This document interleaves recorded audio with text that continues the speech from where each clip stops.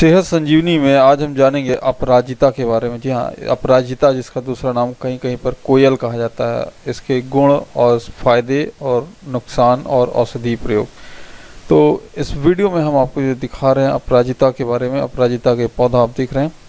तो अपराजिता जो है ये एक वृक्ष की तरह झाड़ीदार होता है और अपराजिता यानी कि जो कभी पराजित नहीं होती, इसलिए इसे अपराजिता कहा गया है। कहा जाता है कि जब इस वनस्पति का रोगों पर प्रयोग किया जाता है तो यह हमेशा सफल होती है, यानी अचूक दवा कहलाती है जिसे कहते हैं ना। तो इस पर फूल विशेषकर वर्षा ऋतु में आते हैं, जैसे कि अभी बारिश का मौसम है, वर्षा ऋतु के बाद इसमें फूल आएंगे। और इस आयुर्वेदिक जड़ी बूटी का वैज्ञानिक नाम आपको बता दूं तो क्लिटोरिया टर्नेंट है। तो इस पौधे को हिंदी में कोयला भी कहा जाता है और अंग्रेजी में वाटरफ्लाई पिया और संस्कृत में गिरिकर्णिका के नाम से जाना जाता है। और यह एक उष्णकटिबंधीय पौधा है जिसका फूल से लेकर जड़ तक सभी लाभकारी है, यानी इसे पूरा वृक्ष ही जो है ना, जड़ फूल पौधा तना जो भी दिख रहे हैं सब लाभकारी है। तो वहीं औषधि गुणों वाली जड़ी बूटी को, जो कि आम घरेलू पौधों की तरह घरों में उगाई जाती है और इसी तरीके से आप इसे घर में उगा सकते हैं। और अपराजिता पौधे को बहुत ही कम देखभाल की आवश्यकता होती है। अपराजिता के फायदे के तौर में यदि देखा जाए तो इस पौधे के संपूर्ण भाग को औषधि प्रयोग के लिए यूज़ कर सकते हैं और विशेष रूप से इस पौधे की जड़ को ल्यूकोडर्मा के इलाज के लिए उपयोग किया जाता है। और अपराजिता के फायदे जो है विषहर के रूप में भी उपयोग में लाए जाने वाले हैं। और इसके फूलों का आकार जो है गाय के कान की तरह होता है। तो जो जैसे गाय का कान होता है, जैसा आप देख रहे हैं गाय के कान की तरह होता है, इसलिए इसको गोकर्णी भी कहा जाता है। तो अपराजिता सफ़ेद और नीले रंग के फूलों के भेद के से देखा जाए तो ये दो प्रकार की होती है, यानी नीले और सफ़ेद रंग इसकी दो प्रकार की होती है। इकहरे फूल वाली और दोहरे फूल वाली, ये दो प्रकार इसके होते हैं। अपराजिता के बीज जो है सिर दर्द को दूर करने वाले होते हैं और दोनों ही प्रकार की अपराजिता में बुद्धि बढ़ाने वाली, वात पित्त और कफ को दूर करने वाली होती है।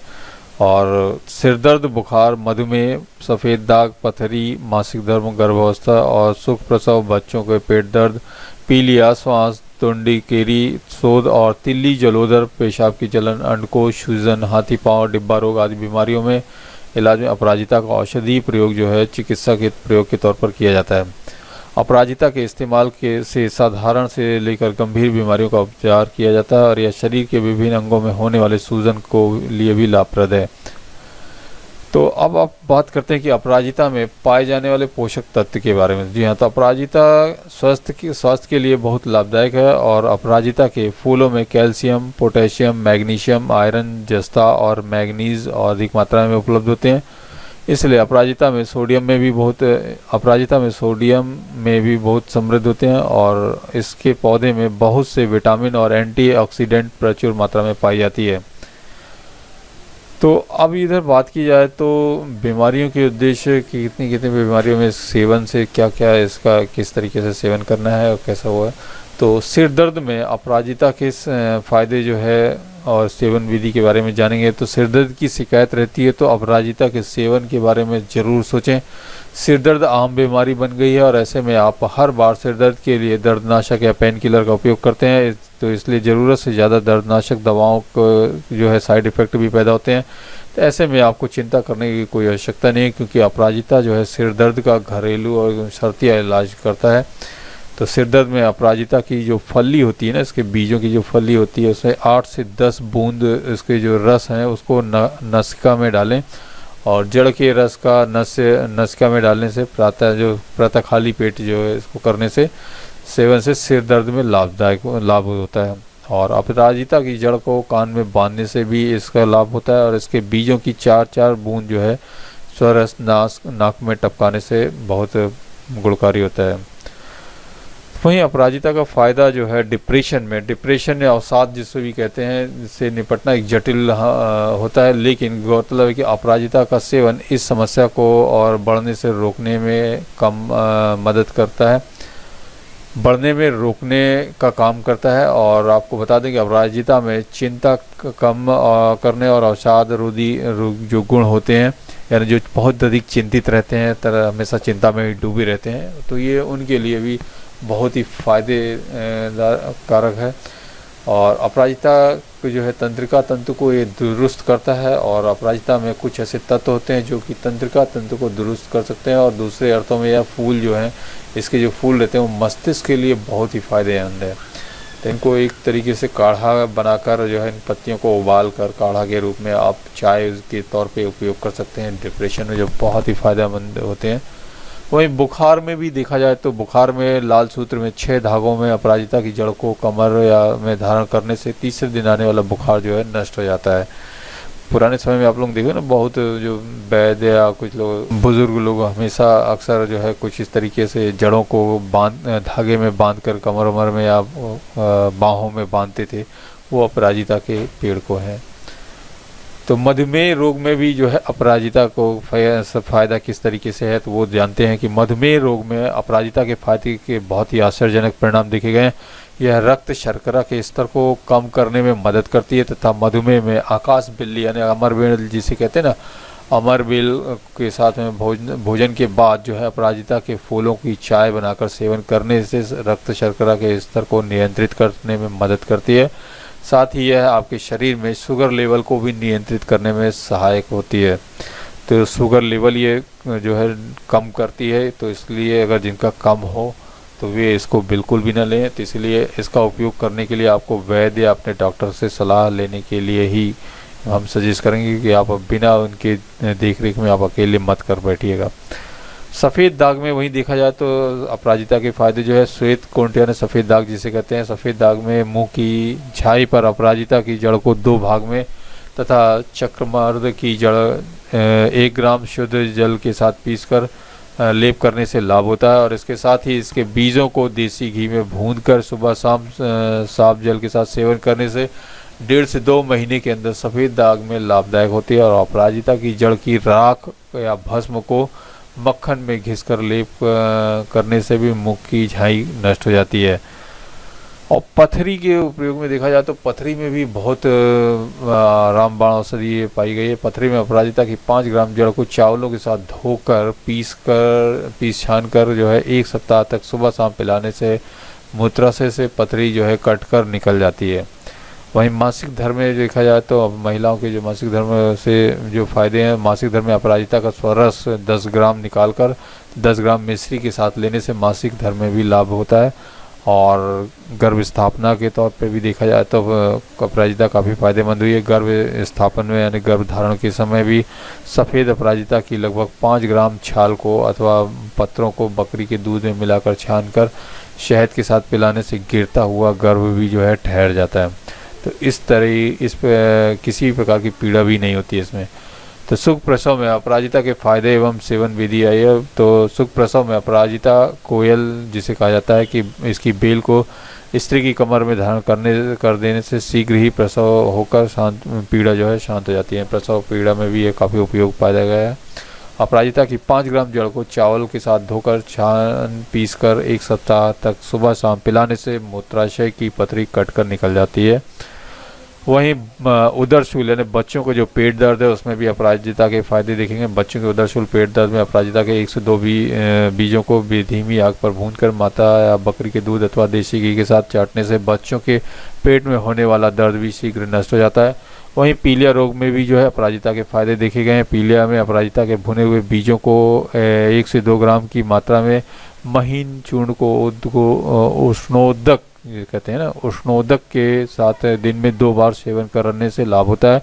अपराजिता की जड़ को जो है 3 से 6 ग्राम चूर्ण छाछ मठा के साथ सेवन करने से लाभ होता है। और वहीं सांस में देखा जाए तो सांस में अपराजिता के फायदे जो है देखें, सांस में अपराजिता की जड़ का काढ़ा जो है थोड़े थोड़े समय के बाद चाटने से सांस और बालकों की कुकर खांसी में भी लाभ होता है। और तुंडिकेरी में शोध के साथ अपराजिता के फायदे की सेवन विधि देखें। मुख की गुलटियाँ अपराजिता 10 ग्राम 500 ग्राम जल में काढ़ा बनाकर आधा शेष रह जाने पर सुबह शाम गंडूश करने से टांसिल, गले के व्रण व स्वर का भारीपन में आराम मिलता है। तथा सफ़ेद अपराजिता की जड़ के 1 से 2 ग्राम चूर्ण को देसी घी में मिश्रण करने से अथवा पीने से अथवा कटुफल के चूर्ण को गले के अंदर घर्षण करने से गलकंड रोग जो है वो नष्ट होता है। अब वहीं तिल्ली के रोग में देखा जाए, तिल्ली के रोग में अपराजिता के क्या हैं फायदे एवं सेवन विधि। तो तिल्ली में अपराजिता की जड़ को दूसरी रेचक या मूत्र जनन कर औषधियों के साथ देने से भी बढ़ी हुई तिल्ली जो है जलंधर आदि रोग में मिटते हैं और मूत्राशय की दाह में लाभ होता है। तो जलोदर में अपराजिता के फायदे एवं सेवन विधि को देखा जाए तो जलोदर में अपराजिता के भुने हुए बीजों एवं 1 से 2 ग्राम के लगभग महीन चूर्ण को उष्णोदक के साथ सुबह शाम सेवन करने से लाभ होता है। और पेशाब की जलन में अपराजिता के फायदे एवं सेवन विधि की देखी जाए तो मूत्रकृच्छ पेशाब की जल में अपराजिता की सूखी जड़ के चूर्ण प्रयोग से मूत्राशय की जलन में लाभदायक होता है और इसका 1 से 2 ग्राम चूर्ण गर्म पानी अथवा दूध से दिन में 2 या 3 बार प्रयोग करने से गुणकारी होता है। अंडकोश की सूजन में अपराजिता के फायदे एवं सेवन विधि देखा जाए तो अंडकोश वृद्धि की सूजन में अपराजिता के बीजों को पीसकर हल्का गर्म ही लेप करने से अंडकोश की सूजन बिखर जाती है। वहीं शलीपद हाथी पाँव में अपराजिता के फायदे से एवं सेवन विधि से जो है शलीपद हाथी पाँव में अपराजिता 10 से 20 ग्राम जड़ों को जल के साथ पीसकर गर्म कर लेप करने से तथा 8 से 10 पत्तों के कल की पोटली बना सेकने से लाभ होता है। डिब्बा रोग में भी जो है अपराजिता के फायदे एवं सेवन विधि दिखाया जाए तो डिब्बा रोग अपराजिता के भुने हुए बीजों को 1 से 2 ग्राम की मात्रा में महीन चूर्ण बनाकर उष्णोदक के साथ दिन में 2 बार सेवन कराने से डिब्बा रोग में भी लाभ होता है। फोड़ा फुंसी में भी इसके बहुत फायदे देखे गए हैं। फोड़ा फुंसी में भी कांजी या सिरके के साथ अपराजिता की 10 से 20 ग्राम जड़ को पीस कर लेप कर देने से उठते हुए फोड़े फूट कर नष्ट हो जाते हैं। फोड़े हो गए, फुंसियाँ हो गए, उसमें आप इसका यूज़ कर सकते हैं। वहीं अपराजिता के सेवन से दूर होती हुई आँखों की समस्या के लिए भी अपराजिता अथवा पुनर्नवा की जड़ की पेस्ट बनाकर बराबर भाग में जौ का चूर्ण मिलाकर अच्छी तरह से घोंट लें और इस तरीके से इसकी बाती बनाकर सुखा लें और इस बाती को पानी में घिसकर अंजन आँखों में लगाने से आँखों के जुड़े सभी बीमारियां दूर हो जाती हैं। यानी जो पेस्ट बनाते हैं ना, उसको धूप में रख के सुखा लें और सूखने के बाद फिर उसको घिसकर आँखों में जैसे आंजल या काजल वगैरह लगाते हैं उस तरीके से लगाने में बहुत फ़ायदेमंद होता है। वहीं अपराजिता के पत्तों के रस को सुखाकर गर्म कर लें और इसके कानों में चारों तरफ लेप करने से कान के दर्द में भी आराम मिलता है। और अपराजिता की जड़ की पेस्ट तैयार करने से इसमें काली मिर्च का चूर्ण मुंह में मिलाकर रखें, इससे दांत दर्द में बहुत ही आराम मिलता है। और अब गले के रोगों में देखा जाए तो अपराजिता के जो फायदे हैं वो 10 ग्राम अपराजिता के पत्तों को 500 मिलीलीटर पानी में पकाएं और इसका आधा भाग शेष रहने पर इसे छान लें। इस तरह से तैयार काढ़े से गरारा करने पर टॉन्सिल, गले के घाव में आराम मिलता है। गला खराब होने यानी कि आवाज़ में बदलाव आने पर भी यह काढ़े से गराना करना बहुत ही उपयोगी होता है। और वहीं सफ़ेद फूल वाले अपराजिता की जड़ की पेस्ट में घी में गौमूत्र मिलाकर सेवन करने और इससे गले के रोग और गलकंड में लाभ होता है। सफ़ेद फूल वाले अपराजिता की जड़ को घृत कुमारी एलोवेरा के रेशों में पिरोकर हाथ में बांधे, इससे हाल में ही हुआ गंडमाला ठीक होता है। 1 ग्राम सफ़ेद अपराजिता की जड़ को पीसकर सुबह में पीने से चिकना भोजन करने से गलगंड में लाभ होता है। वहीं सफ़ेद अपराजिता की जड़ से 1 से 2 ग्राम की चूर्ण को घी में मिलाकर इसके अलावा कड़वे फल के चूर्ण को गले के अंदर घिसने से गलकंड रोग शांत होता है। अपराजिता का परिचय की वहीं बात की जाए तो अपराजिता जो है विष्णुकांत, गोकर्णी आदि नामों से जानी जाने वाली श्वेत या नीले वर्ण के पुष्पों वाली कोमल वृक्ष आश्रिता बल्लरी और उद्यानों एवं ग्रहों के शोभा वृद्धनार्थ लगाई जाती है। इस पर विशेषकर वर्षा ऋतु में फलियां और फूल लगते हैं। अपराजिता के बाह्य स्वरूप और अपराजिता के सफ़ेद और नीले रंग के पुष्पों के भेद से 2 प्रकार के होते हैं। नीले फूल जो है फूल वाली अपराजिता भी 2 प्रकार की होती है, इकहरे फूल वाली तथा दोहरे फूल वाली। और इसके पत्ते छोटे और प्रायः गोल होते हैं और इसकी पर्व संधि से एक शाखा निकली है जिसके दोनों ओर 3 से 4 जोड़े पत्र युग्म निकलते हैं और अंत में शिलाग्र पर एक ही पत्र होता है। इस पर मटर की फली के समान लंबी और चपटी फलियां लगती हैं जिनमें से उड़द के दोनों ओर समान कृष्ण वर्ण के चिकने बीज निकलते हैं। और अपराजिता के गुणधर्म की बात की जाए तो दोनों प्रकार की अपराजिता मेघा के लिए हितकारी और शीतल कंठ को शुद्ध करने वाली और दृष्टि को उत्तम करने वाली है। स्मृति व बुद्धिवर्धक और कुष्ठ मूत्र दोष और आम सूजन तथा व्रत तथा विष को दूर करने वाली है। यह विषाग्र और कंठ और चक्षु मस्तिष्क और रोग कंठ और बुद्ध और शोध जलोदर और यकृत प्लीहा में उपयोगी है। वहीं अपराजिता को लेने की सही खुराक क्या है, तो बता दें अपराजिता को औषधि के रूप में सेवन करने या इस्तेमाल करने की सही मात्रा हर व्यक्ति के लिए अलग अलग हो सकती है, क्योंकि यह उम्र, स्वास्थ्य और जैसे अन्य वजहों पर निर्भर करता है। वहीं अपराजिता के औषधि प्रयोग में किए जाने वाले भाग अपराजिता की जड़, अपराजिता की पत्ती, अपराजिता का तना, अपराजिता का फूल, अपराजिता का फल और अपराजिता का तेल आदि सब घरेलू दवाओं में प्रयोग किए जाने वाले सब भाग हैं। तो अभी बात करते हैं सेवन मात्रा की, तो आपको ग्रीन चाय की तरह ही उपयोग किया जा सकता है इनको। तो पत्र रस यानी इनके पत्तों का जो रस है वो 3 से 6 ml तक जो है आप इसको यूज़ कर सकते हैं। इससे ज़्यादा मात्रा में आपको वामक के ऊपर हो सकता है। और वहीं मूल जड़ जो है, जड़ के रूप में चूर्ण उपयोग करना है तो 2 से 3 ग्राम जो है इसको जो है जड़ को उपयोग कर सकते हैं। और वहीं बीज के रूप में जो है 1 से 2 ग्राम जो है इसके बीज जो है यूज़ कर सकते हैं। हमेशा ध्यान रखें कि किसी भी चीज़ का अत्यधिक इस्तेमाल या सेवन करने से कई समस्याओं का सामना करना पड़ सकता है। इसलिए अपने लिए इस जड़ी बूटी की सही खुराक जानने के लिए डॉक्टर या हर्बलिस्ट से आप संपर्क करें अपने से।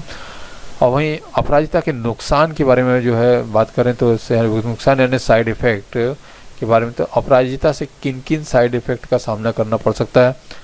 दवा के रूप में अपराजिता के अतिरिक्त सेवन करने से आपको डायरिया, उल्टी की समस्या हो सकती है। और इसके अलावा गर्भपात में स्त्रियों को अपराजिता का प्रयोग अधिक मात्रा में करने से बचना चाहिए, नहीं तो गर्भपात का नुकसानदायक साबित हो सकता है। और इससे बच्चे को स्तनपान करवा रही हैं महिलाएं तो आपको इसके इस्तेमाल से बचना चाहिए और डॉक्टर की सलाह से सेवन करें, मतलब बिना डॉक्टर की सलाह के इसके सेवन न करें और पहले डॉक्टर या हर्बलिस्ट से इसे चर्चा करें, पूरी जानकारी प्राप्त कर लें। वहीं आपको यदि किसी खाद्य पदार्थ या ड्रग या ड्रग से एलर्जी है या फिर आपको कोई सर्जरी हुई है तो आपको बिना डॉक्टरी सलाह के इसका उपयोग नहीं करना चाहिए, क्योंकि यह खतरनाक साबित हो सकता है। तो इसलिए इनसे मिल सकने वाले दुष्प्रभावों के बारे में भी आपको जानकारी रखना बहुत ज़रूरी है। ये नहीं कि इसके फ़ायदे से आप खुशी महसूस करें और इनके साइड इफ़ेक्ट को आप नकार दें। तो आप बने रहें सेहत संजीवनी के चैनल पर। कैसी लगी आप लोगों को यह जानकारी, कृपया इस चैनल को सब्सक्राइब करें